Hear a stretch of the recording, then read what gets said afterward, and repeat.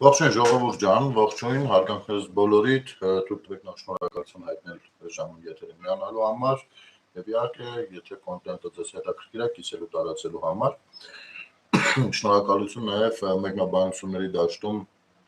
փոխադարձ հարգանք դրսևորելու թեկուզ հակառակ կարծիքներ հայտնողների հանդեպ, դա հետաքրքիր է, երբ որ լինում են կարծիքներ։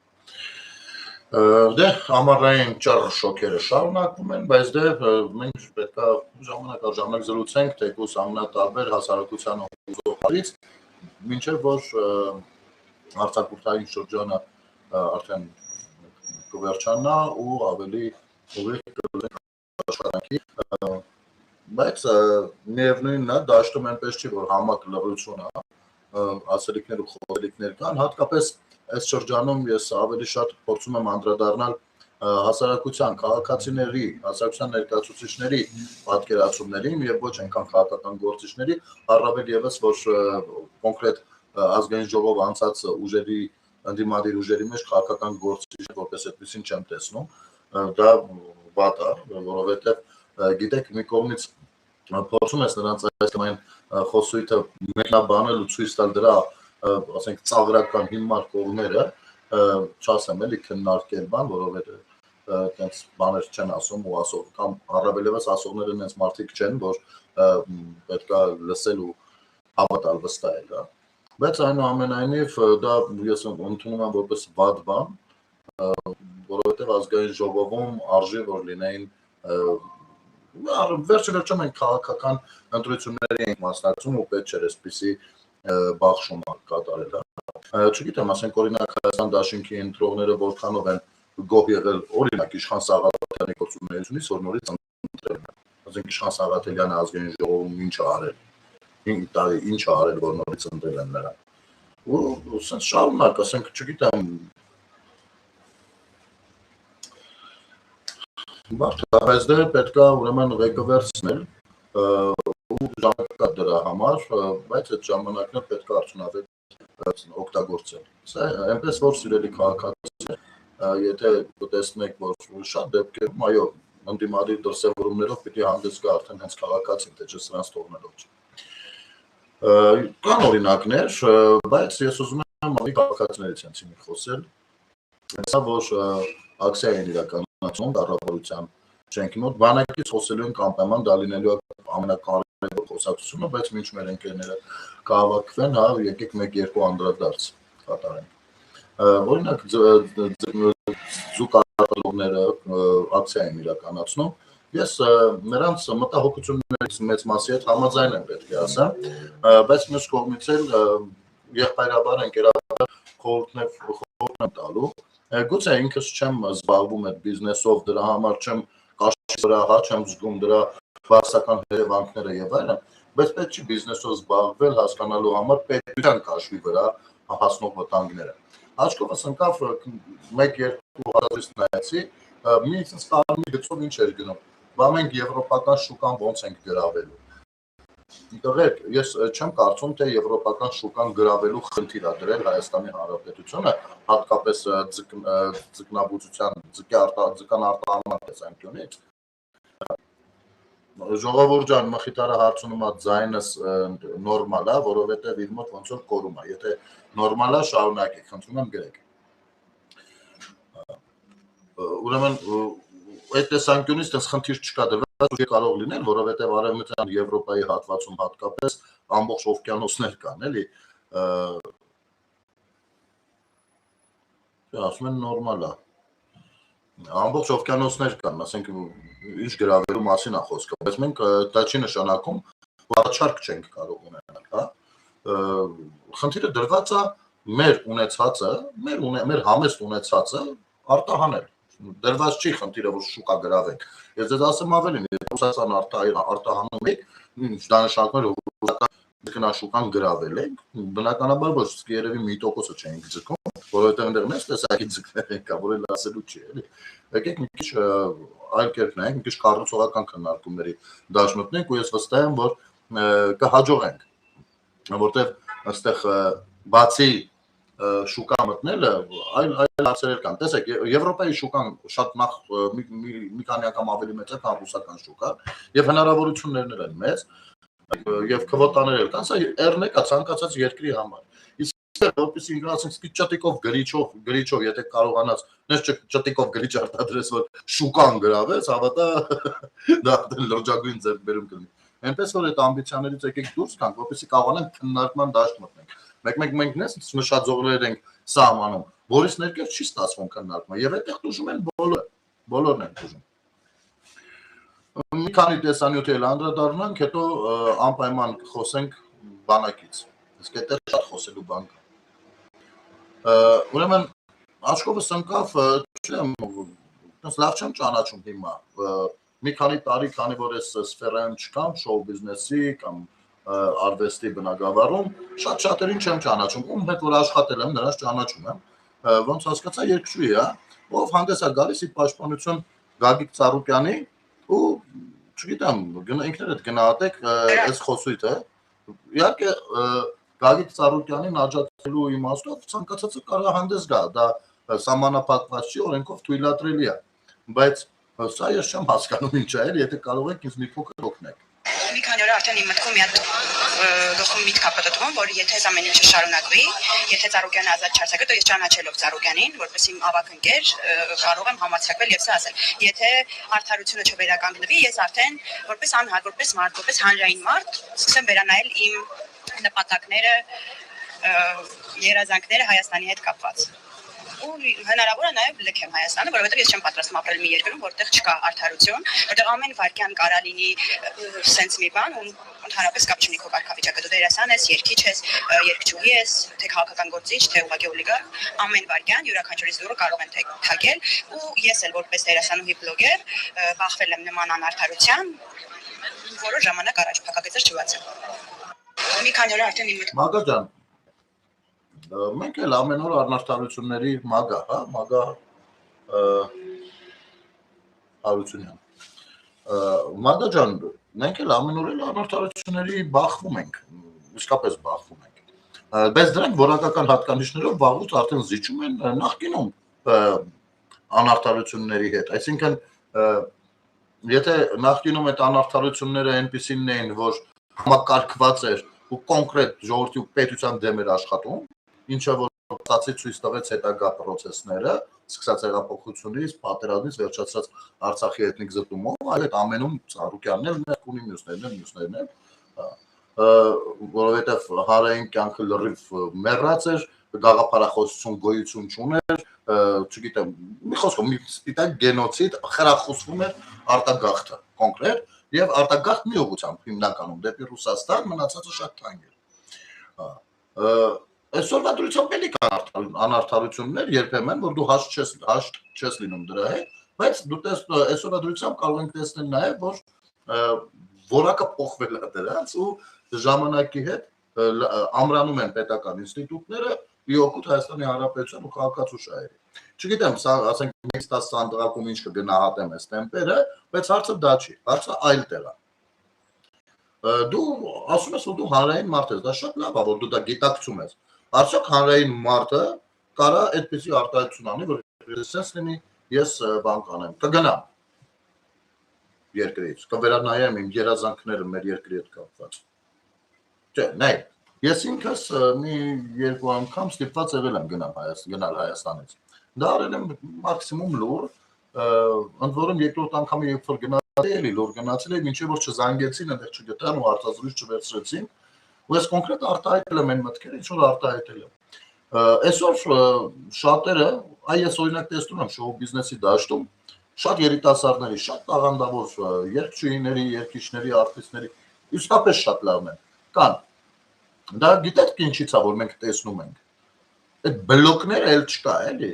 Այն ժամանակ մի քանի օքի են գերաստղերն էին իբր, դա շոու բիզնեսում մոնոպոլիա էին ստեղծել իրենց արևին, ու նույնպես պիտի սրանera հետ լավ լինեի, որպեսզի կարողանային թույլտային որ քեզ ճանաչեն կամ համերգների մասնակցեիր։ Այն էլ բան, պետության կողմից ֆինանսավորվող համերգների դա լրիվ բացառված բան է։ Հա։ Հիմա Ծառուկյանին կարող է սատարել։ Ես էլ ունեցել եմ ավագ ընկերներ, ովքեր նստել են, ելել են, ասենք, բայց չեմ դրել հարցականի տակ շատ բաներ։ Հիմի Ծառուկյանը հանցագործություն կա Երադրյան, որով դատվում է։ Դատարանը վճիռը կհրապարակի, դեռ չգիտենք ինչ արինելու։ Մեկը ես այնքան անլուրջ եմ վերաբերվում մեր դատաիրավական համակարգին, որ չեմ կարծում թե երկար կնստի Ծառուկյանը կամ առհասարակ կնստի Ծառուկյանը, չգիտեմ, կներեք իմ պեսիմիստության համար, այնուամենայնիվ դե իմի ասում տառապանքը փորձ ունի, ինչ անեմ ես։ Հարցը դա չի, բայց այ որ ասում ես կգնամ երկրից, արի սենց անենք։ Եթե դու գնաս Եվրոպա կամ Միացյալ Նահանգներ, պիտի փախստական օրինակ հանձնվես, չգիտեմ, ինչ որ կերպ պիտի պատմես թե ինչու ես եկել։ Այնտեղ անպայման փորձիր պատմել թե ինչու ես եկել։ Ասա բանը իմ ավակ ընկերը քաղաքական հետապնդման էր ենթարկում, նրան վերցրել կալանավորել էին, ես էլ չեմ կարող այլևս այնտեղ ապրել։ Ու ցույց տուր դատալեքսով Քաշյանի ու իրաց ցույց տուր այն գործը, որը որ կա Գագիկ Ծառուկյանի վրա։ Ու դու տես թե քեզ ինչ կպատասխանեն այնտեղ։ Վերցու, դու գիտես ինչ արտերկրներում մարդկանց, ովքեր որ բանը քաղաքականությամբ են զբաղվում ու զուգահեռ հանցագործություն են իրականացնում, չեն ձերբակալում։ Դու այդ մտքին ես։ Չգիտեմ, քո որոշելիքն է, բայց այնուամենայնիվ ես կասեմ այսպես, տես հիմա լավ խորհուրդ եմ տալիս ընդդիմադիր դաշտի մեր քաղաքացիներին։ Նայեք, եթե դուք վստահ լինեիք, որ ազնիվ է ձեր պայքարը, դուք գիշեր թե ցերեկ այնպեսի ցույցեր կկազմակերպեք 100 հոգով 100 հոգով ախպեր։ Կանեիք դուք դա։ Ձեր սկզբունքայնությունը ցույց կդնեք, ձեր անհամաձայնությունը ցույց կդնեք։ Ընդ որում անհամաձայնությունը ճիշտ ձևակերպած։ Որովհետև մի բան է, որ դու կարողանում ես հիմնավորել ու ապացուցել, որ դատարանը գործ է բանում, չի քննչականն ու դատարանը կամ իշխանությունը գործ է սարքում կոնկրետ գլխին մարդու։ Մի այլ բան է, որ ասում ես, դե ինքը քաղաքական գործիչ է խելք իրան ձերբակալել։ Այդ դեպքում պիտի sense դուրս գաս ու պայքարես, կռիվ տաս, ոնց որ մենք ենք տվել, մեր ամբողջ գիտակից կյանքը։ 5 հոգով, 10 հոգով, 50 հոգով, 250 հոգով, 50,000-ով, 100,000-ով։ Դա է։ Իմիջայլոց այո, շատ ճիշտ է նկատում Բաչիկը, կարող ես բան անել, Ծառուկյանին ասել, նրա կապերը դեռևս թարմ են, գուցե քեզ օգնի Ռուսաստանում կամ Բելարուսում հաստատել, չգիտեմ։ Բայց սա վատ խոսույթ է, եւ առավել եւս երբ որ դա անում է հանրային մարդը։ Հանրային մարդը հիասթափվելուց խոսելուց առաջ պիտի երկար մտածի։ Ու խոսելուց արդեն այնպես խոսի, որ դա լինի արդեն որոշում կայացրած մարդու խոսք։ Ու հստակեցնի թե ինչու։ Դատական process է գնում, այսինքն դու ինչ ես ուզում։ Ինչ ես, հիմա ինչ պիտի տեղի ունենա։ Դատավորը պիտի վեր կենա ասի ազատ արձակեք թող դնատուն։ Հա, հələ չի լսել կողմերին նորմալ։ Կամ կնիչը պիտի ասի, լավ, ես ոնց որ սխալ մխալ եմ գրել։ Մի րոպե։ Գնատուն պարոն Ծառուկյան։ Հա, ասենք ո՞նց պիտի լինի։ Ո՞նց ես կարծում։ Process-ը պիտի գնա։ Կտեսնես այնտեղ այդ process-ների մեջ անարտարություն, բարձրաձայնի հանրային մարդես ինչ խնդիր ունես։ Չգիտեմ։ Ամեն դեպքում սա հարմար խոսույթ չի։ Խորհուրդ կտամ սենց բան չանեք, չխոսել սենց բաներ։ Իսկ Ծառուկյանին կարող է շարունակել սատարել դու քո պատկերացումները, քո խնդիրները։ Դե ինչ, բանակից պիտի սկսենք խոսել, բայց ես առաջարկում եմ մի հատ սենց բան, նայենք, քանի որ ասացի հանրության մեջ պտտվող խոսակցություններից ենք սկսելու, խնդրեմ։ 2 միլիարդով Անտոնետ Ծառուկյան Նիկոլը դարձավ այսօր 14 միլիոն, եթե միլիարդ ներողություն 14 միլիարդի հասավ։ Ասում զենք են գնել։ Ինչ զենք, որտեղ, երբ, ով, ումից։ Ես չգիտեմ, տեղյակ չեմ։ Գաղափար չունեմ, չեմ հավատում։ 6.5 միլիարդով։ Ու սա Երևան ԹԴ-ին է հրապարակվում, առհասարակ Երևան ԹԴ-ը, մյուսները չգիտես ինչի միշտ անտեղյակ մարդկանց են գտնում բերում ու հարցազրույց հրապարակում։ Դեռ դնենք մի կողմ։ Գանք նրանից, որ 6.5 միլիարդով ընդունես 14 միլիարդ է հիմի պարտքը։ Այդ երբ որ խոսում եք պարտքից, խոսեք նաև հնայի աճից, խոսեք նաև տնտեսության զարգացումից, հարկահավաքության թվերից, որովհետև պիտի մեկը մյուսի համեմատականով լինի։ Հասկանու՞մ եք։ Երբ որ մեր բյուջեում փող չկար, 6.5 միլիարդ պարտք ունենք ու ոչ մի կոպեկ չէր մարվում, ընդհակառակ այդ միլիարդներից լապ շարունակում էին լապել, պարտքը վերցնում էին, որ գնեն կազինո խաղային, պարտքը վերցնում էին, որ լապեն։ Սա ուրիշ բան է։ Ու այդ պարտքը մենք պիտի փակեինք։ Գնում էին նա շինարարություն պիտի անեն, սովորական այդ պրովոդի գինը 120 դրամ է, գրում էին 1500 դրամ։ մետրը։ Այսպես ուտում էին։ Լափում էին, չէին ուտում։ Հիմա ասում 14 միլիարդ է, ճիշտ ասած չգիտեմ հիմա ինչ կան, հա, բայց ես շատ հանգիստ եմ, որովհետև իմ պետությունը վճարունակ է, արդեն վաղուց, եւ տեսնում եմ, որ հնարավորինս գումարները տեղին են ծախսվում։ Օրինակ, թող այդ 6.5 միլիարդ պարտքի մեջ, պարոն, թող այդ 6.5 միլիարդ պարտքի մեջ ներառված լիներ, օրինակ Սիրիա հայերին նորմալ հավուր պատշաճի ընդունել, ինչ որ կերպ տեղավորելու, ինչ որ ֆինանսական աջակցություն հասցնելու գումար, հա։ Թող լիներ, օրինակ, ժամանակին Բաքվից, Սումգայիթից գաղթած, այստեղ մինչև այսօր փախստականի կարգավիճակ ունեցող քաղաքացիների կյանքը բարելավելուն, թող ուղղված լիներ, ասի լավ է, մի քիչ էլ արել են։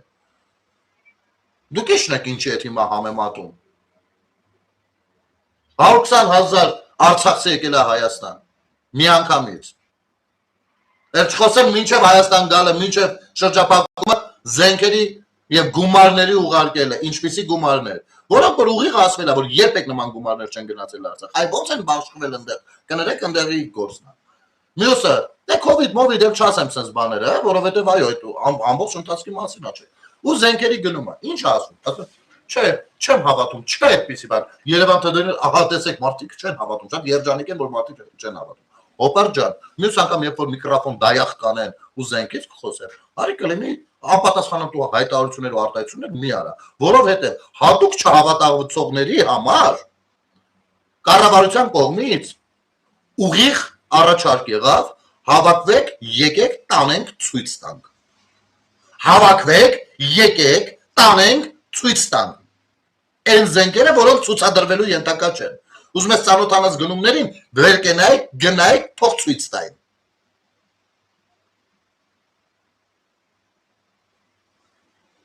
Բայց գնայք, չէ, չեմ հավատում, նստած, այսի իրենց պատկերացրած քաղաքական պրոցեսն է։ Ու սրանով փորձում են անվստահություն գեներացնել քաղաքացիների մեջ, բանակի զենք զինամթերքների ունենալ չունենալու վերաբերյալ։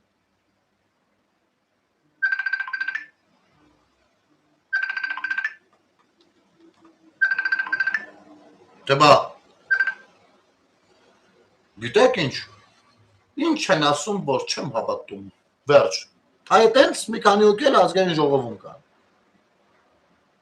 Չնայած նախ կարելի էր սկզբի համար գոնե դիտել մայիսի 28-ի շքերթը։ Հետո կարելի էր այցելել մարզահամերգային համալիր, որտեղ ցուցադրվում են այլ տեխնիկաներ,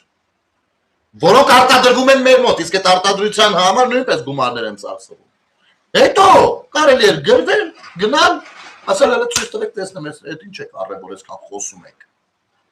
Սա ոչ թե երկրի ու բանակի մասին մտահոգ մարդու հարցազրույց է, այլ ճիշտ հակառակ, թքած ունեցողի հարցազրույց է, որ այնքան թքած ունեն, որ սուկոբը մարդիկ նստած մենք չենք հավատում, ու վсё բայց չեն ուզում գնալ նայեն։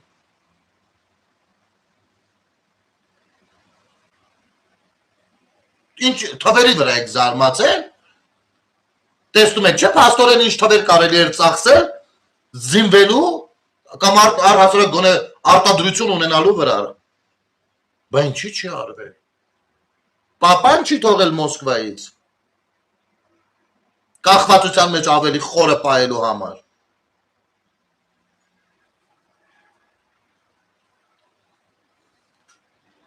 Հիմա գանք բանակի հարցին, ժողովուրդ ջան, որովհետև գիտեք ինչ, իսկապես շատ տխուր է, երբ որ այս ամեն ինչից հետո դեռևս մենք լսում ենք, որ զինվորը ինքնասպան եղել։ Ու ստեղ պիտի բոլորը խորհեն, բոլորը։ Սա չի կարելի թողնել, թե ահա թող գնա պաշտպանության նախարարը մտածի մի բան անի։ Թող գնան այդ զորամասերի հրամանատարները մտածեն մի բան անեն։ Թող գնան, չէ, տենց չի։ Տենց չի։ Այդ ամեն ինչը շատը մեզանից է գալիս։ Մենք մի կողմից, որպես հասուն մարդիկ ասում ենք, ես նախ ցավացություններս եմ հողում, զինվորի ընտանիքի անդամներին չգիտեմ։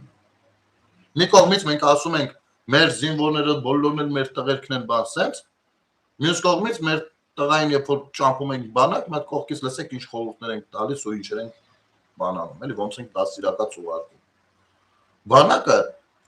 տղության մրցույթի տեղ չի։ Հա, ինքը ուզի վերացվում է այդպիսի մի բանի, բայց դա պիտի լինի 10-րդականը։ Չի կարա խելոք համեստ տղեն բանակ գնալուց առաջ հասկանա, որ իր համեստությունը ու իր խելոքությունը իր խնդիրն է։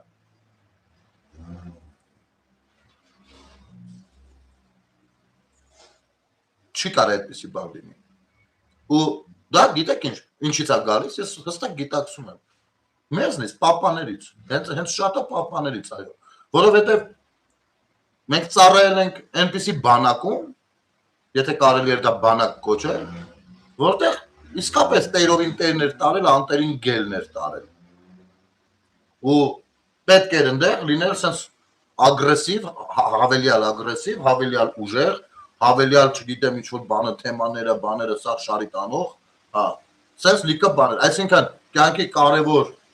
հանգամանքները երկրորդ պլան գցած, մի հատ ջահել, որը գնում է բանակ։ Էդի մեր շրջան, որովհետև դու գիտեիր, որ բանակում քեզ տեր չեն լինելու, ոչ աֆիցերներն են տեր լինելու,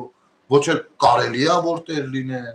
ոչ էս, ոչ են, վայ ընկերդ գնաց, վայ կոտրվեց, թե չկա, որտեղ զուգարան մակրող չկար ու պիտի տղեն մտածել նենց անել, որ հանգարց իրան դայախ չլնեն այդ զուգարան մակրելու թեմայ, որ չկոտրեն, որտեղ պլացը ավլող չկա, բա ոնց ապե, ես լավ տղեն եմ, ես ավեջ, ու այս բաները մենք անցել ենք, որը կարողացել է իրան պայի, որը չի կարողացել իրան պայի, իհարկե բանակից հետո տենց բաներ չի խոսացվում, բայց այնուամենայնիվ դա կարգեր են, ու այս ամենը տեսել են աֆիցերները, աֆիցերները միշտ էլ չանցնի ավելի աչքին գնող տղերքի հետ փորձել են իրենց հարաբերությունները նորմալ պահել, որովհետև հասկացել են, որ իրենք չեն կարող մենակով կառավարել, այսինքն ներսում ձևավորվել է ինչ-որ տենց քրեական, ինչ-որ տարերով բան, համակարգ էլի ու մենտալիտետ։ Հիմա մենք այդ բանակից վաղուց բրծել եկել ենք, ընտանիք ենք կազմել, տղայինք ունեցել ու ճամփում ենք բանակ։ Մենք բանակին նայում ենք նենց, ոնց որ մենք ենք ծառայել, հասկանում եք։ Ու մենք մեր տղերքին փորձում ենք սովորացնել ու տրամադրել այն ձևով, այն ամեն ինչին, ոնց պիտի դիմակայել, ինչին մենք ենք դիմակայել։ Այնինչ, վաղուց պետք է փոխել այդ մոտեցումը։ Չնայած այստեղ էլ խնդիր կա, բոլորը միասին չեն փոխելու բնականաբար մոտեցում, բայց եթե մենք շարունակում ենք այս ձևով, եթե մենք տիրություն չենք անում, մենք կարծում ենք ամեն մեկս, որ մեր երեխի արունը ավելի կապուտական մյուսին է, ուրեմն վստահ եղեք, ցավոք սրտի, սենց երևույթներ են շատ լինելու, ավելի վատ երևույթներ են լինելու, որովհետև բանակը չի սարքում տղուն այդպիսին է, տղեն այդպիսին գալիս է բանակ, բանակը ինքը քրեական տարրեր չի ներարկում զինվորների մեջ, այդ մարդիկ ամենատարբեր դասիրակություններով, ամենատարբեր միջավայրերից գալիս են մի հատ վայր, ամեն մեկը իր հետ բերելով այն, ինչ որ ունի։ Եվ ինձ թվում է, որ մեր բանակը կարիք ունի իր դիսցիպլինայի առումով բավականին խստացումների,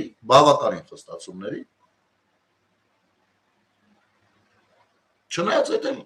խնդիր է, նայեք, մի հատ աֆիցեր մի քիչ խիստ է լինում, նախ ինքը առանձնացվում է, սենց տղերքի աչքին, հետո ծառայությունից հետո կամ ընթացքում, աղբերները մտետ հանտեն անբան, սենց բաներ է լինում։ Պիտի զինվորականն էլ սպանել, պաշտպանված լինի այս ամեն ինչից, չգիտեմ, ստեղ լուրջ բաներ է պետք փոխել, գաղափարական իմաստով, այլապես նման դեպքեր լինելու են։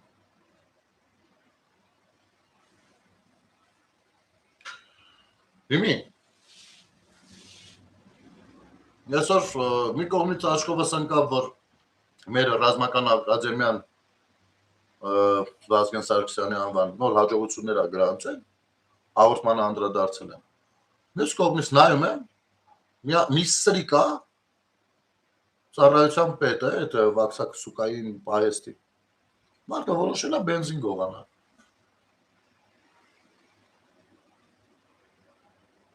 Մարդը որոշել է բենզին գողանա։ Երևի բենզին էր գողանում, որ գնար արևմտյան Հայաստանը գրավեր, չգիտեմ։ Հայնասիրական բանից դրդված էր երևի գողանում, չգիտեմ։ Սա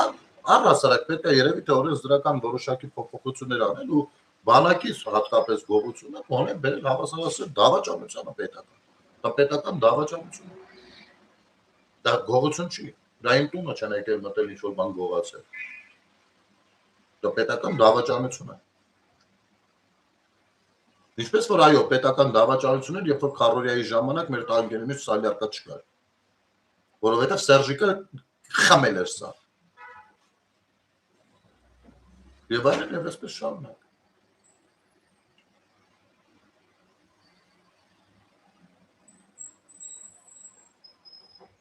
Սա լրջագույն խնդիր է։ Հոգեբանների ներկայությունը բանակում, դե գիտեք, որ հիմա բանակում կան զինվորական կոնկրետ ուղղություն այն կա, ռազմական հոգեբանները, պետք է երևի թիվն ավելացնել, չգիտեմ, ստեղ պետք է շատ լուրջ խոսել այս ամեն ինչի մասին ու քննարկումներ ունենալ, առաջարկներով հանդես գալ, եւ սեփական կյանքում նույնպես լինել այդպեսին է, որովհետեւ հիմա էլ տես լինում է, չէ, բոլորը սկսում են խելոք լիքը լավ բաներ առաջարկել, բայց մեկ էլ նայում ես, էլի տեղին ուրիշ ձև է ուղարկում բանը։ Սա վատ բան է։ Չգիտեմ, այնքան այդ ազդել է վրես, որ անկեղծ շատ դժվարանում եմ մտքերս ձևակերպել, չնայած ամբողջ մարմնով զգում եմ ինչն ինչոց է, լուրջ եմ ասում։ 44-ի մասին Հարություն Հակոբյան, այնքան բան եմ ասել, ընկեր ջան։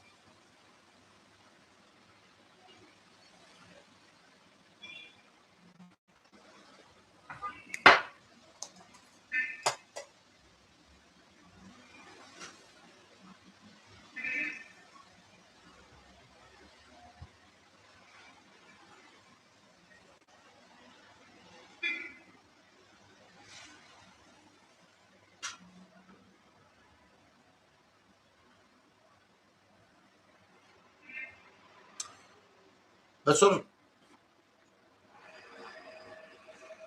որտեղ են գնում բանակ, ովքեր մի 5 տարի տիկտոքներով լսում էին, թե ոնց է մի հատ սրբապիղծ մեկը բոլորին խլեշում տեղի անտեղի։ Դա անգամ սովորում էին նրանից, կայֆավատ էին լինում, կայֆ էին բռնում դրա վրա։ Ովքեր լսում էին ամեն օրով, որ սա նրան է ասում դավաճան, նա նրան է ասում դավաճան։ Լսում էին ամեն օրով, որ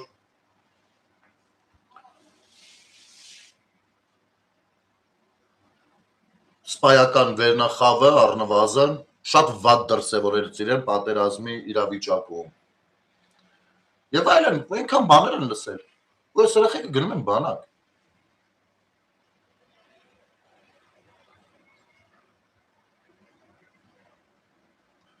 Գներ ԿՊ-ի սխալներով սվաղում ես։ Հարութ ջան, կարաս հետս մտնես եթեր, սխալներից խոսենք։ Ինչ է նշանակում սվաղում ես։ Դրա մասին շատ եմ խոսել, հիմա չեմ ուզում կենտրոնանամ քո գրածի վրա, բայց արի երկու բառով ասեմ, էլի։ Ուրեմն թե 44 առհասարակ բանակը այդեն հասնա, որտեղ իմ համար ԿՊ կլինի, ով չի լինի, քերուս տղեն կլինի, սաղ մեկ են, սաղ, ու երբեք սենց բանում էլ ինչ չմեղադրեց, ինչ սխալ եմ բան արել, հələ մեկ ԿՊ-ի սխալներից ասա 44 օրյա պատերազմին հետ վերաբերել, դենամ ինչ ես ասում, ախպեր ջան։ Ասում ես 44 օրյայից քիչ ես խոսում, ասում 44 օրյայից 5 տարի խոսացել եմ ապեր։ Նայել ես այդ եթերներս։ Կասես մի երկու սխալ ասա ապեր։ ԿՊ-ի սխալները 44 օրյա պատերազմի ժամանակ։ Ասա, հələ տենամ դու ինչ ես լսել որտես բան ես անում։ ԿՊ-ն դա քաղաքական կուսակցություն է, հասկանում ես ընկեր։ Դու քաղաքական կուսակցության ու գենշտաբի вообще տարբերությունը ջոգում ես, ախպերս։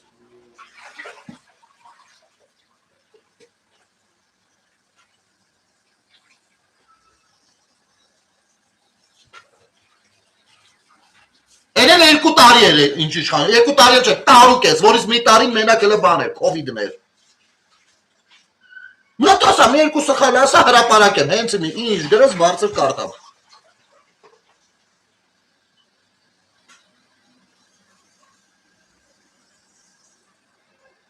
սվաղում ես։ Խի պետք է սվաղեմ։ Օրս կոմից են բարեկամ ընդ, դե մորս կոմից ընկեր ջան, քո ջոգելով։ Դե քեզ էլ խապե համոզը, որ նես բան է, էլի, նես նստած թե մարդկանց ենք պաշտպանում։ Բա ուրա խորհրդարանի հանձնաժողովի գրածը։ Հարություն Հակոբյան ուշադիր չես եղել։ Բայց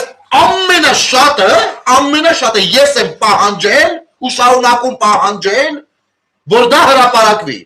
Դու ոնց որ ուշադիր չես եղել։ Հիմա դու իմացար դրա մասին։ Ուրեմն նախ չեն տարեպահել, ես կասեմ ինչը ուրա, բայց խոսքը 44 օրյա պատերազմը քննող հանձնաժողովի բանի մասին է, ճիշտ է, թեմայի մասին է։ 44 օրյա պատերազմը քննող հանձնաժողովը ումոնցից էր բաղկացած։ Հələ ասա դաշնակներ Հայաստան դաշինք, պատիվ ունեմ դաշինք, թքեմ ձեր նամուսին։ Հələ ասանք ես տենամ, որ վստահել եմ իրանցից չես։ Սա թքեմ ձեր նամուսին, որ 44 օրյա պատերազմը շահագործելով եկաք մտակ ազգային ժողով, բայց չներգրավեցիք 44 օրյա պատերազմը քննող հանձնաժողովի գործունեությանը։ Դե հələ դա ասա, որ շարունակեմ։ Երկրորդ, այդ գրած այդ ամեն ինչի մեջ կան գաղտնիք պարունակող հատվածներ, որը ի սկզբանե ասել են, որ բնականաբար գաղտնիք պարունակող հատվածները չեն հրապարակի, որը որ հրապարակելու ենթակա է կհրապարակվի։ Հետո արդեն երբ վերջացրեցին աշխատանքները, դրվեց քննարկման հրապարակել չհրապարակելու մասը։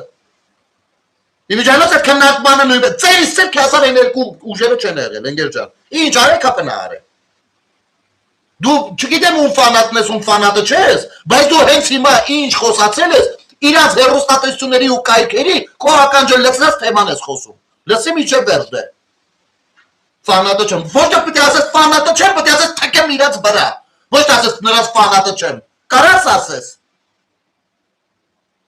Ուրեմն լսի։ Ու երբեք ասեցի դա խլի պիտի էտի ասես, դե շելի ասում բեշնի երբ տենաս ասես։ Ուրեմն դերվես քննարկման գոյություն ունի նպաստավոր պայմաններ եւ ոչ նպաստավոր իրավիճակների փոփոխություն առհասարակ։ Եթե մինչև 25 թվականը կարող ակտուալ լիներ, որպեսզի դա հրապարակվի, գուցե 25 օգոստոսի 8-ից հետո նպատակահարմարությունը փոփոխվի, ես չգիտեմ։ Ես դա ենթադրում եմ։ Լրիվ, ուղղակի ենթադրում եմ, որովհետեւ չեմ տեսնում այլ պատճառ, թե ինչու պետքա չհրապարակվի։ Բայց գումարած այս ամեն ինչին քննող հանձնաժողովը երկու անգամ կանչել է Նիկոլ Փաշինյանին, երկու անգամ էլ գնացել է Նիկոլ Փաշինյանը այնտեղ։ Բա այն մյուսները խիչ են գնացել։ Քանի հոգի չի գնացել, դու գիտես։ Քանի հոգի Հայաստանից փախել, որ չգնա։ Մեծ հաշվով հիմա ինչ որ հրապարակեն, բոլորս գիտենք, ինչ են որ հրապարակեն։ Բոլորս գիտենք։ Այն գաղտնի մասը եթե չհրապարակեն, այն մյուս մասը բոլորս գիտենք արդեն։ Ու միևնույնն է, ես ինքս թե իմ հաղորդումներում, թե իմ եթերներում, ես ինչքան քանի ամիս օրական էդի չեմ ասելու։ Իմ դիրքորոշումը հայտնել եմ, որ պիտի հրապարակվի։ Ասեմ ավելին, մինչև աշխատանքները վերջացնելը, երբ որ մի պահ քնել էր կարծես թե այդ աշխատանքները, ժամանակ էլի ես էի շատ ասում, ինչ եղավ այդ գործը։ Նենց որ ինչ որ մեկին սբաղել չսբաղելուց ինձ կյանքում չբնութագրեցի մեծ խոսելուց։ Ինձ համար իմ պետությունից ու վեր որևիցե մեկը մարդկանց խումբ հարազատ բարեկամ գոյություն չունի։ Դե բա ասա դերեջա կարող է իմանաս ինչ եղավ, ոչ թե ասա սբաղում ես։ Այդ օրապես ես էլ եմ ասում ինչ եղավ, դու տես չես ասում։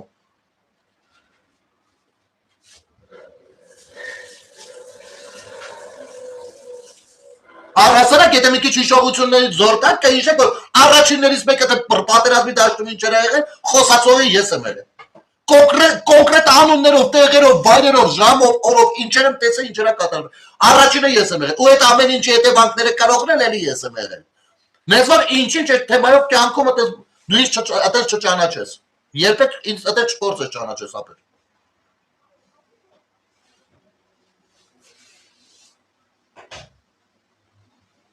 Դա ինձ համար վիրավորական է։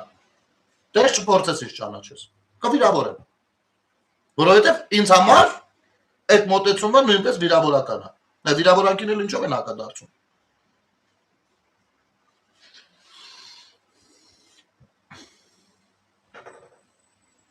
Բաթող գնային։ Բակոմոտ օրինակ Հարութ ջան։ Դու հեչ իրանց կոնկրետ իրանց ենթակայության տակ գործող բլոգերներին։ Ես ոչ մեկի ենթակայության տակ չեմ։ Փառք Աստծո։ Իրանց ենթակայության, բայց կան իշխանության կողմներ, կան իշխանական բլոգերներ, ընդդիմադիրների կողմներ, կան ընդդիմադիր բլոգերներ։ Նորմալ է դա։ Հիմա հարց եմ տալիս։ Հանուն անկեղծության դու հեչ իրանց այդ ընդդիմադիրների դաշտի բլոգերների կամ իրենց այսպես ասած գործիչների քաղաքական արգելուկ չի անում, ամեն ինչը գետ են։ Գրել ես ասես, արա, մի հատ լկասեք 44 օրից հետո, մի քանի ամիս հետո տեղի ունեցել Հայաստանի Հանրապետությունում ընտրություններ։ Քաղաքական դեբատից խիա փախեք Քոչարյան Ռոբերտը։ 1. Երկրորդ, հեչ մտնել ես ասես, արա, այդ որ Արցախը մեզն էր։ Այդ 3 ինչի շուրջ էին բանակցում։ Ինուջայրս Արցախի շուրջ չի բանակցել մենակ Նիկոլը Փաշինյան։ Ախպերս, իրանք չկան, բայց դու ստեղ իրաց նարրատիվն ես առաջ տանում։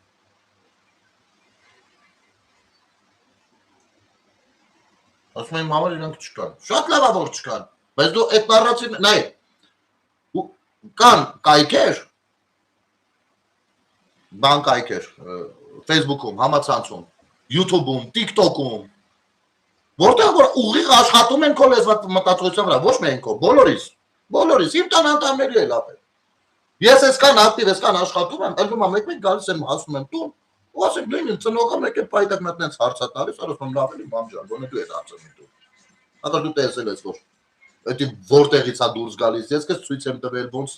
հասկանաս լրատվության ճշմարտացիությունը, մյուսը, հասկանում ես։ Ու այդ աշխատանքի վրա միլիարդներ է ծախսվում։ Այդ աշխատանքի վրա միլիարդներ է ծախսվում։ Ու դա իր արդյունքը սեստենես տալիս է։ Գուցե առայժմ որևիցե մեկի մոտ քիչ հատվել, մեկի մոտ չի տվել, բայց ընդհանուր առմամբ միևնույնն է ինքը տանում այդ գնումը դրա։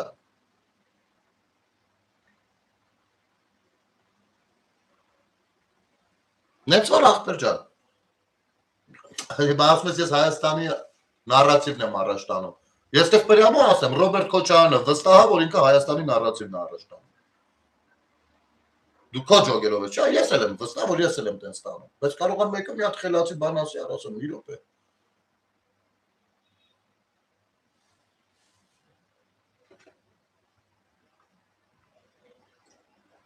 Հարութ ջան,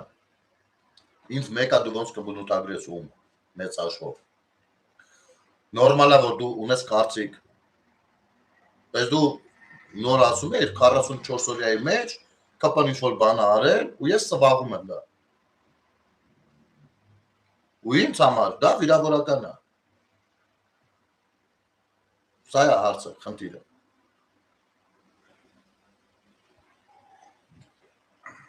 Թե չէ դու ում ես ընդունում, ում չէ, ցանկացած քաղաքացու իրավունքն է։ Նոր ինքը տեսար բլոգերա Գագիկ Ծառուկյանի նասատարում։ Լավ անում, իրա որոշելիքն է, ես դա երբեք չեմ քննադատում։ Երբեք։ Ես մոտեցումը կամ արտահայտությունը կարող է փորձել մեկնաբանել։ Բայց մարդու իրավունքը հստակ արձանագրված է սահմանադրության մեջ։ Ու պետք է դա հարգել։ Անկամ եթե չես ընդունում, միևնույնն է պետք է հարգես։ Տենց է։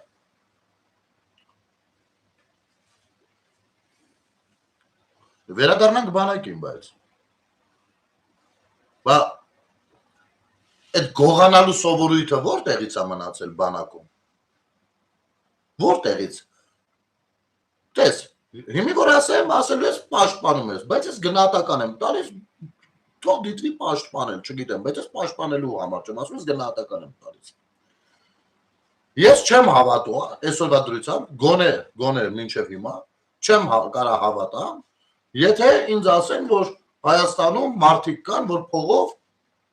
զվարի են ստանում։ Ասենք $200,000 տվել է, որ իրան գեներալի կոչում տան,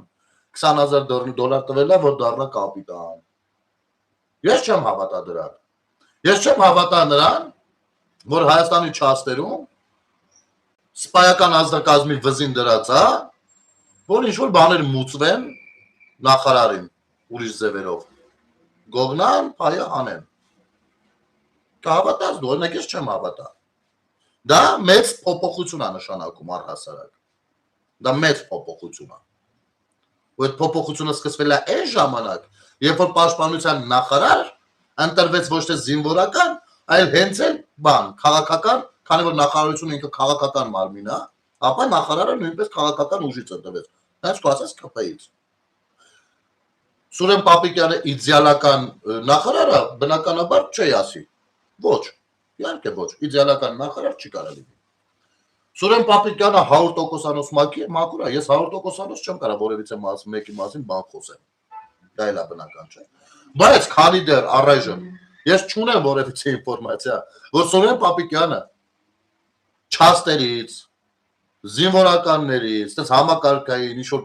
բաներ են մուծվում ու ինքը գրփում է այդ իմաստով, ապա ես հակված եմ վստահել այդ մարդուն ու դրական կարծիք արտահայտել։ Եթե դու գիտես այլ կերպ, այլ բան, ասա ես իմանամ։ Ասա իմանամ։ Առանձին տեղերում կա կոռուպցիա, իհարկե կա, բայց առանձին կոռուպցիան մի քիչ ուրիշ բան է։ Համակարգային կոռուպցիան ուրիշ բան է։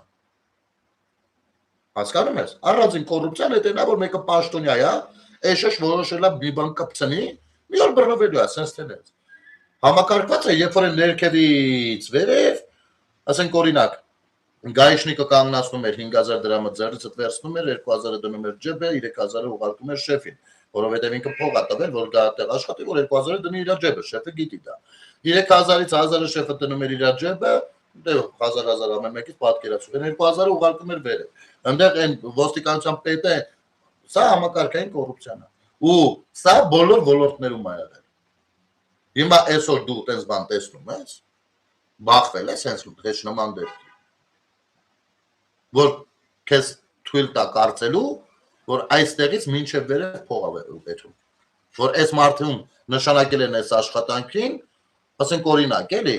ասում ես ԿՊ, ասենք Նիկոլ Փաշինյանը, Գևորգ Պապոյանը նշանակել է էկոնոմիկայի նախարար, որ էկոնոմիկայի նախարարի իշխան փող կերի, մի մասն էլ մուծվի Նիկոլին, որ Նիկոլն գնա գուլյա տնի, տենց բանի հավատում ես։ Ախպեր, ակցիզ բարձրացնելը մյուսը, դրանք կառավարման մեջ որոշ բաներ են, որոնց շուրջ կարող ենք, օրինակ, կարող ենք մի հատ տնտեսագետ հրավիրենք, ես ու դու, ասենք ախպեր ջան, այս ակցիզը որ բարձրացնում եք, ասենք ինչ հաշվարկ եք արել, որ բարձրացնում եք ու խեք որքանով է արդարացված դա։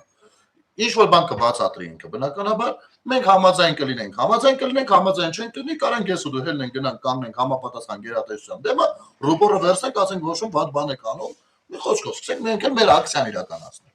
Մեր անհամաձայնությունը հայտնել։ 1, 5, 10 նրանք էլ կհասկանան, որ երբ որ մի բանը անվորու գլուխ են անում, ապա մարդիկ դուրս են գալիս փողոց, ակտիվ են քաղաքացիները, դուրս են գալիս, պետք է զգուշավորություն դրսևորել, պետք է հաշվետու լինել եւ այլն եւ այլն։ Հասկանում, դա ուրիշ բան է։ Այդ ակցիզը եթե իմանամ բարձրացնում է, որ այն տարբերությունը կողի ջեբը, հավատա լույսը չբացված, եթե այնտեղ միտինգ անելու։ Ավելի գեշ ձևի են որում կմեկնաբանը ինչ որ մեկնաբանում, քան ուժեղ Հայաստան դաշիկ, Սերժիկ, Մերժիկ, այս սաղ իրար հետ վերցրած, որովհետև դրանք սա մուտիլոշիկներ են։ Դրանք երբեք քաղաքացու խնդիրները բարձրաձայնող չեն, երբեք գաղափարական թեմաների տակ մտնող չեն, ոչ էլ բարոյական միստուկացում են։ Իրանց ընտրողներին չեմ ասում բնականաբար, ես ասում եմ առաջին էշելոնի ներկայացուցիչներին։ Հասկանում ես, լիքը բաներ կա, ես էլ համաձայն չեմ։ Ես օրինակ տնտեսագիտությունից լավ չեմ հասկանում, որովհետև ոչ միայն տնտեսագիտությունից, բիզնեսից էլ լավ չեմ հասկանում, որովհետև ոչ բիզնես եմ կյանքում ունեցել, ոչ էլ տնտեսագիտություն պահանջող որևիցե ոլորտի հետ առնչություն եմ ունեցել։ Ես արվեստի մարդ եմ։ Ու քանի որ կարծում եմ, որ արվեստը մշակույթը հասարակության դեմքն է, ես փորձում եմ հնարավորինս գաղափարական նաև զրույցներով, թեկուզ կարող է երբեմն սխալ։ Բայց փորձել է դեմքը մաքուր պահել, որովհետև այդ հասարակության մենտալիտետը եթե բարձր չլինի, արժե համակարգը ճիշտ ձևավորված չլինի, չի կարա պետությունը ունենա օգուտ։ Պետությունը լինի ամուր ոտքերի վրա կանգնած եւ այլն եւ այսպես շարունակ։ Ես իմ ձևով եմ բանում, բայց անգամ այդ ապարագայում ես կասեմ, որ մի հատ շրջան եղավ բարձրացնում էին, 5-10 էին դարձնում, հետո այնտեղ խուճուճ բաներ կար, մեծ բիզնես, փոքր բիզնես։ Հիմա լավ չեմ հիշի, մոռացել եմ, բայց այդ ժամանակ, քանի որ ինչ որ, չգիտեմ, ինչ որ դիսկոմֆորտ, ինչ որ անտրամաբանական բան էի տեսնում այդ ամեն ինչի մեջ։ Խնդրել եմ, մարդիկ են եկել, եղել են մարդիկ, որ իրանք են կապվելու եկել, իմ գրասենյակում մի քանի օր տարբեր մարդկանց հետ զրուցել ենք, իրենք ինձ բացատրել են բոլոր տեսակ նյուանսները։ Երբեմն հենց իրաց մոտից, երբեմն իրենց բացակայությամբ ես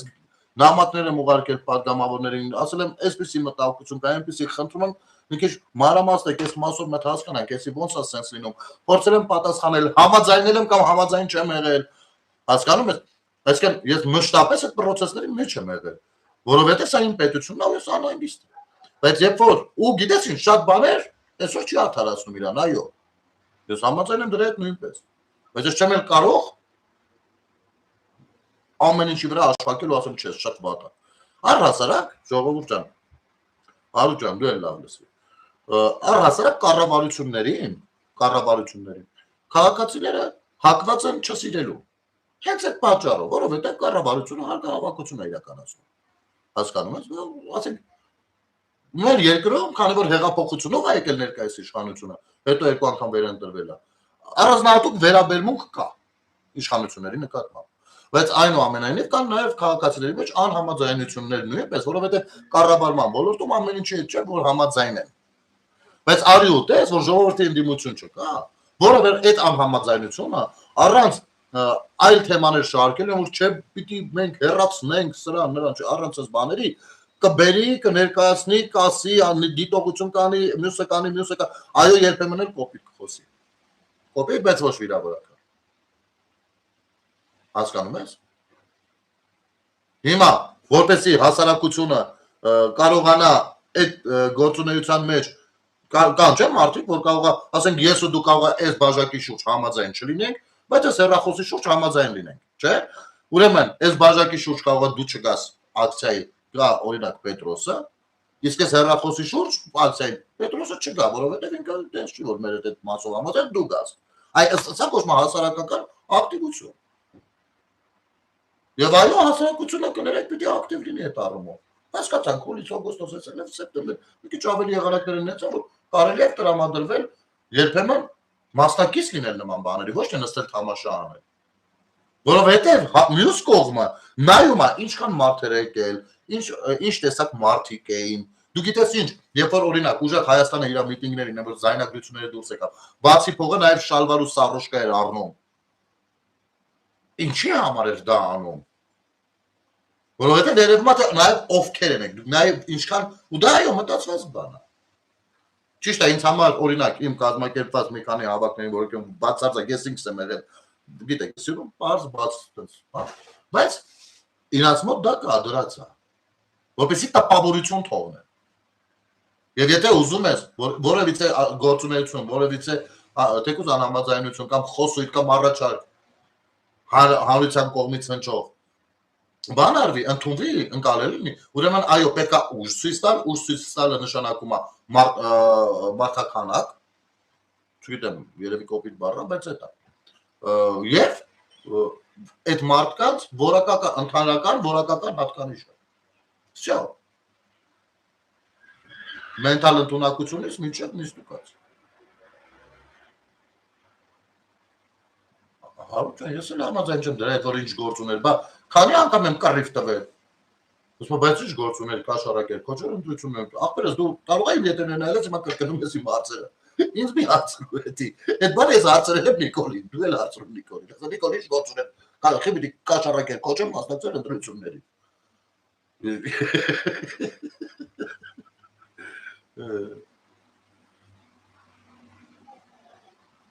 Իշխանություններն պիտի հաշվետու լինեն։ Բայց հաշվետու լինեն ում։ Ընդդիմություն պիտի ունենանք, որը որ պահանջատեր կլինի։ Բայց դա որ մեր ընդդիմությունը, այն ընդդիմությունն է, որ հերթով ամեն մեկի կենսագրությունը ըստ քրեական օրենսգիր կա իջացնում։ Գիտեք ինչ։ Ասենք կարող է, պետք է, օրինակ, որպեսզի խոսեմ, չգիտեմ, ինչից ասենք, հա, ասենք կոռուպցիայից։ Օրինակ, եթե մաքուր քաղաքական ուժ լինի ազգային ժողովում, ով որ իշխանությանը կասի, որ որոշ համակարգերում դեռևս կան առանձին բուտկեք, որտեղ որ մինչև մի կոռուպցիայով են զբաղվում, ու ոնց որ թե հակակոռուպցիոնը տենց այնքան էլ արդյունավետ այդ բուտկեկի մասով չի գործում, այդ գրասենյակների մասով։ Սա կլինի նորմալ հաշվետվություն պահանջելու ձև, բարձրաձայնում պահանջ, որ ընկեր ջան, մի հատ էլ մյուս կառավարության հարցում պատասխանին հակակոռուպցիոնի ղեկավար կգաց, որ բան կա ասել։ Բայց երբ որ այս նույն բանը ասում է մեկը, մի քաղաքական ուժ, որը ոտից գլուխ թաթախված եղել համակարգային կոռուպցիայի մեջ, ոչ միայն թաթախված եղել, հենց ինքը ստեղծողն է եղել, անգամ եթե ճիշտ էլ է ասում, միևնույնն է, նայում ես ասողը, ով է ասում փախի միացներից։ Բայց երբ որ դա ասում ես, ստացվում է, որ դու պաշտպանեցիր այնտեղ։ Այստեղից է տպավորությունները։ Հասկանում ես թե չէ։ Այդ դրա համար պիտի մեր ժողովուրդը հասկանա մի բան, որ որևիցե մեկը այս ռուսամետ ուժերից, ընդեղից վերահսկվող ուժերից, ոչ հայրենիքի մասին մտածելու բան ունի, ոչ էլ մտածել է սա կյանքում, ոչ չգիտեմ, բան ուշքը գնում է ժողովրդի համար, ոչ ես իմ երկիր ինչ վիճակ է, որ մի հատ էլ իրանք հայտնվեն փրկեն, ոչ մեկ, ոչ։ Խնդիրը այն է, որ իրանք լինեն առնվազն ամենակիչը ազգային ժողովում ներգրավված ունենան մանդատներ, որոշակի անձեռնմխելիություն պահպանելու համար, իսկ մաքսիմումն էլ եթե կարելի իշխանություն վերցնեն, որպեսզի չդատեն, որտեղ իրանք զանգել են դատավորներին, իրանք ժամանակ ու ասել են, որ չես կարա ես ինչին դատես կամ ինչին դատես։ Հիմա իրանք այդ են ուզում վերադարձնեն։ Որպեսզի վերադարձնեն, չեն գալու ասել ժողովուրդ ջան, մենք էս ենք ուզում վերադարձնել, մեզ կտրեք, ոչ, ասել են երկիրը ծանր վիճակում է, որպեսզի հավատանք, որ ծանր վիճակում է, այդ տեսեք Ալիևը հեն ասեց, այդ Թուրքիան ասեց, Իրանը որ ԱՄՆ-ն խփում է, հեսա Իրանը կարող է խփի Սյունիքին, Սյունիքից հնարավոր է հարձակել մի անգամից Ղարաբաղի վրա, այդտեղ մեծ ռուսը կաջակցի, այսպես մեծ ապուշ բան կարող պատմեն։ Ու ամեն օրը 1000 անգամ, այս ինչ այսքան պատկերավը չստացավ, էլ ինչ այնքան, ոչ իմացա Կավականին այսքան պատկեր, մեկը հələ չի ասել, իսկ Կավականի աշխատվածը չկար նա, որ իմանաք խնդալներդ կգա։ Հասկանում եք, դրա համար որպեսզի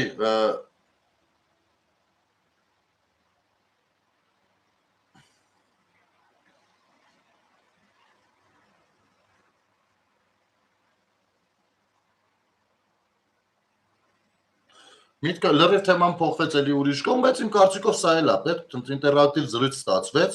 Ամեն դեպքում մերսի Հարութ ջան, որ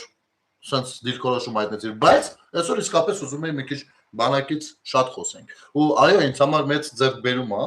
հենց այն հանգամանքը, որոնք նշեցի, բայց ինձ համար դեռևս ցավալի է մնում այդ փաստը, որ մենք հասարակությունով, քաղաքացիներով մեր ծառայության ժամանակ տեսածը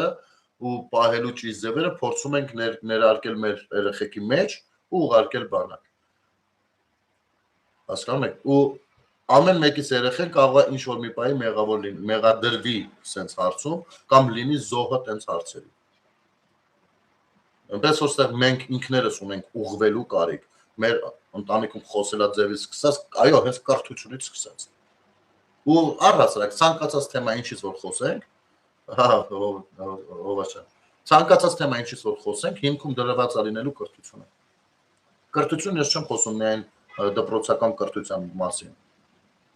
Դպրոցական կրթությունը դա բազային գիտելիքներն է, որը պիտի մարդը ստանա, որպեսզի մարդիկ կարողանան իրար հետ խոսել, շփվել։ Մնացածը արդեն գրագիտությունը, զարգացնելը, բանը միտքը եւ այլն, գալիս արդեն թե ընթերցանությունից, թե հավելյալ շփումներից, թե իրավակ գիտակցությունից անգամ։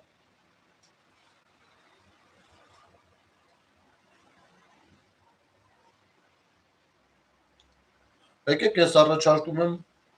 այսքանով փորձենք եզրափակել այսօրվա եթերը, դա տենց ստացվեց, բայց եթե հետաքրքիր է, որպեսզի չստացվի երկխոսություն, տես օրինակ Հարութ ջան, ես քո փոխարեն օրինակ կամ ներողություն կամ շնորհակալություն կհայտնեի մեկնաբանությունների դաշտում մարդկանց, ովքեր որ համբերատար սպասեցին մինչև երկուսով խոսեցինք, վերջացրեցինք։ Կարող ենք որոշակի հարցեր ձևակերպել, ինտերակտիվ քննարկումներ իրականացնենք։ Մենք դες փորձ ունենք մի քանի անգամ արել ենք, ստացվել է որոշակիորեն, ընթացքում էլ կհմտանանք դրանով։ Բայց հասարակությունը պետք է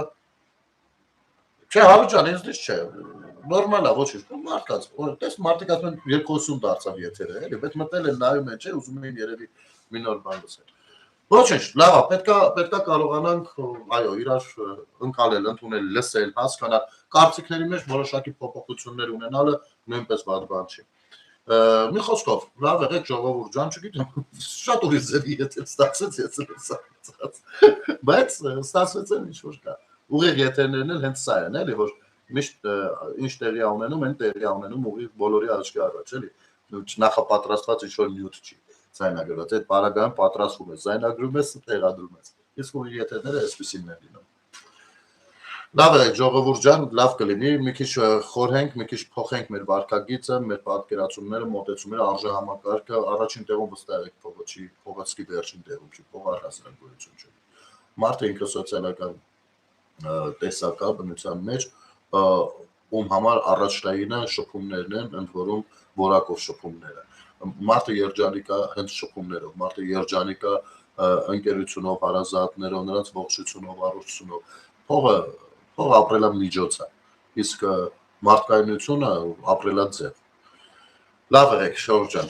ինչ որ խոհափիլիսոփայական վերջակետի հասանք, իմ կարծիքով դեռելի կհանդիպենք, դեռ շատ կխոսենք, կզրձենք, կարող եք դուք էլ հարցեր, թեմաներ նախապատրաստել, առաջարկել, ինչի ոչ, հետաքրքիր կլինի։ Լավ եղեք, բարի գիշեր ձեզ։